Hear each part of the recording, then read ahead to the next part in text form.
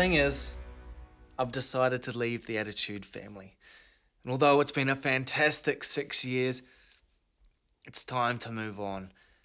So today I'm going to take you on a little bit of a journey through my time here at Attitude.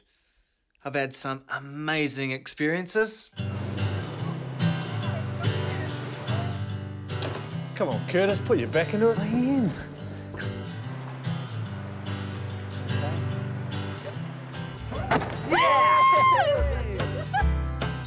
I've had a bit of a mood change, actually. I don't know what it is. It's just... maybe I'm bored.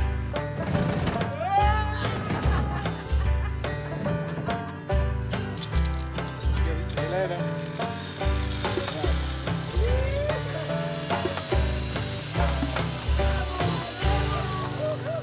I've had some forgettable moments. But I haven't got time to talk to you about this. I've got plundering to do. Hurry me, hurries. People with dementia can gradually lose their ability to communicate.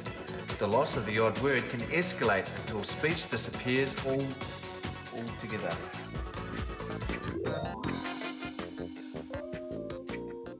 Am I the only one that wants to dance? I can just dance with no music. Really? I've met some great people along the way. Well, what are you most proud of? When I was growing up, a lot of people who encountered me looked at me and assumed a lot of negative things about me. Oh. So, Red, tell me about some of the worst stories you've had on bus rides. And he's like, oh, well, look, if you'd been here 5 minutes ago, it would have been fine, but you're too late now. And he just, like, drove off. Check out this one on my back, man. Oh. I've travelled the globe and been to some amazing places.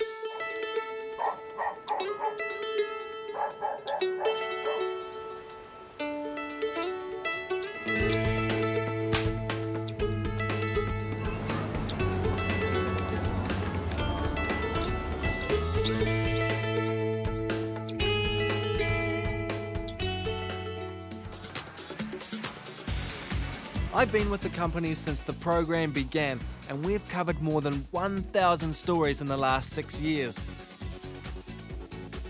When I first started, I must admit, I was completely raw television talent, but I was excited to jump straight into it. Hi, I'm Grant. Hi, I'm Nikki. And I'm Curtis. Our brief is to reflect the interests and issues of the disabled community. We'll be covering everything from politics and sport to lifestyle stories. And medical advances.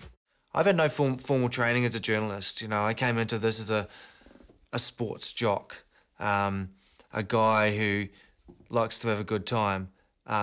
So it has been a steep learning curve for me. It was just my luck that my first assignment was a travel story. I was on holiday overseas in Turkey when the Attitude film crew decided to join me midway. I had no idea how this whole TV thing went, but I was up for it. This was also the first time you got to see me being an intrepid traveller. We have proved that people with a disability can go off the beaten track. Well, the first shoot that I ever did was right in the middle of Turkey in a place called Cappadocia. It's an amazing part of the country. The next day we were up at 4:30 in the morning and we were going hot air ballooning, which is great. You know, I love those sorts of adventures. I had no idea how I was going to get into the basket. It turned out really well because the guy that was running the show, he had a special seat adapted. He'd had people on the balloon before that had been in chairs, so that really fitted in with the whole Attitude kind of theme as well.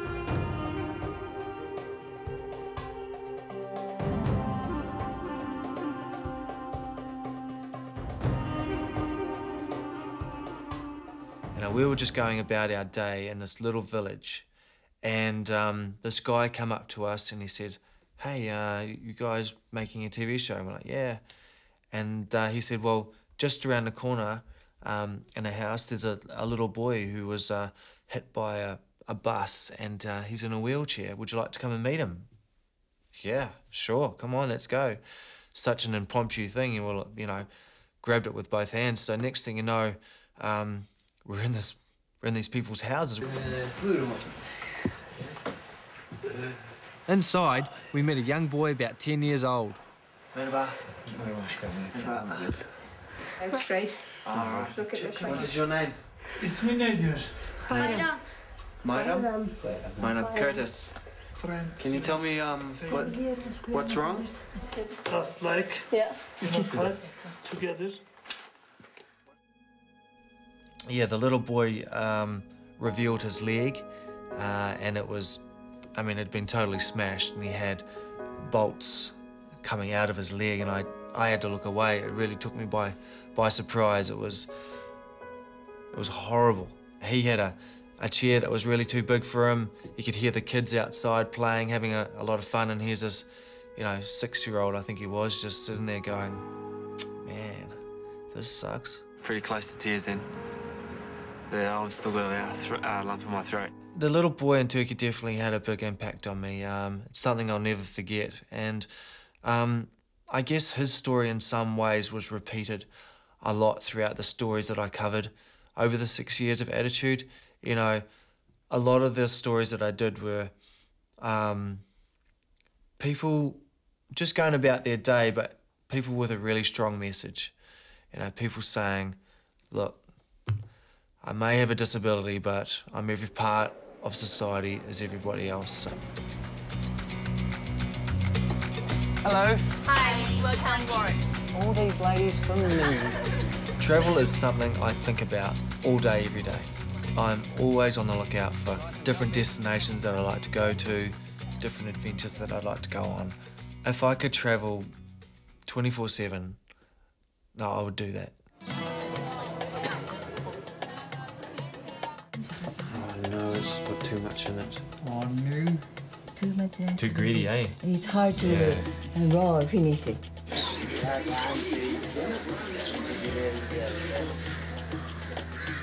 Hey everybody. Hey, We're on Tommy Cam right now. That'll show us how bumpy the road is.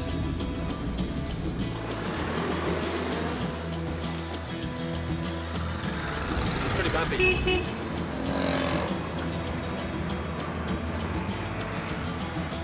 To get here, we have travelled over 10.5 hours throughout the mountains on windy, skinny roads. Oh man, I was swaying to and fro the whole night. Because I don't have trunk function, I was sick. You couldn't get much more Hawaiian than this. Waka training, it's awesome, it's full on. I actually do this back at home. Not today though, but I'll be sure to get some tips.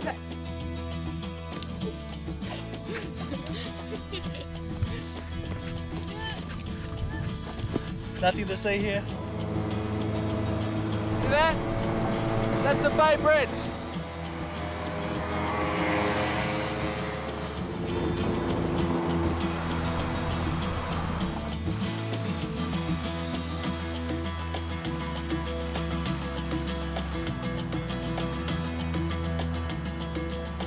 Okay. They're wanting me to pray to Buddha so that he can help me to walk one day. 好了好了，可以回去了。Very good. Very good. I've travelled to all corners of the globe with Attitude, but some countries and their people live with you long after the trip has ended. Like when I went to Fiji with my mate Cameron, and we got to meet one of the local kaumatua. We were in Fiji and we were up in the highlands and we went to a village and there was a chief up there. He sustained a spinal injury 40 years ago, something like that, playing rugby. And he was somewhat paralysed, not as paralysed as me, but he had no wheelchair. He was just sitting around on a mattress all day, every day. But he was the chief of a village, He was a guy that everybody respected and looked up to. We're about to go inside chief's house right now. And it's like when we go to the chief's house, we're gonna bring in kava. So I can say kava is the head for Fijian. So we're gonna present kava to the headman of the village. It's like asking him the land we're gonna hike today, especially the river we're gonna hike today. Yeah. Bula. Bula, guys.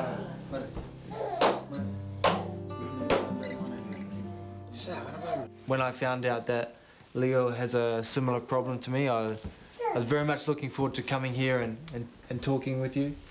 The village chief, Leo Naikaso, is 78 years old. He was injured in a rugby match more than 40 years ago. Initially, he walked with a limp, but without proper medical care, he slowly degenerated and succumbed to using a wheelchair 20 years ago.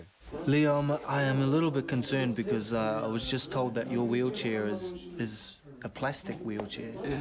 It's not very good. It doesn't suit your needs very well. I need because I can't to sit down properly and that even got anything to control myself. Sit down. Well, I'm gonna do my best and talk to some friends of mine, and I want to get you another wheelchair. Hey man, I really want to do something for that chief, eh, Cameron? Yeah. He looks like he's surely he's be stuck something. there. And so I made it a mission of mine to get this guy a wheelchair. And so I made a couple of calls, and a few months after we got home, a wheelchair arrived for him, and yeah, hopefully that's made his life a little bit easier. We're in LA, and we're doing the story on homeless people with mental illness, and there was, you know, I've been to third world countries before, and I've never seen what I've seen. This is Skid Row, a place referred to as America's only third world city. It's home to hundreds of homeless people, many of whom are mentally ill or impaired. We'd been warned, but nothing prepared us for what we saw as we cruised the streets leading to the heart of Skid Row. We've filmed in plenty of places, but we were surprised how bleak and frightening this place is. Film crews aren't welcome here, and none of us wanted to get out of the van. Our first destination was the Union Rescue Mission. It's the largest and oldest organisation in the USA working to support homeless people. It was started by the founder of Union Oil, Lyman Stewart, 118 years ago. Skid Row in LA, which is really like one of the worst human disasters in the US, and it's really been caused by corralling and containment of people who are struggling with homelessness. Sure is easy pushing it downhill, And we were out on the street at the stage with 8 security guards walking around giving out water, and the desperation on people's faces was what got to me. It was like, you're living on the street, man, you know? There's nowhere else to go. And I felt pretty helpless. Hey, what's up, United States Marine Corps? My name is Lunatic. I'm on St. Julian right there. We live, y'all. We are the capital of homelessness. We have more people on the streets in LA than any other city, double of what New York and Chicago have combined. Every suburb, every region, every city has kind of dropped off their folks who were struggling in this spot in LA and forgot about them.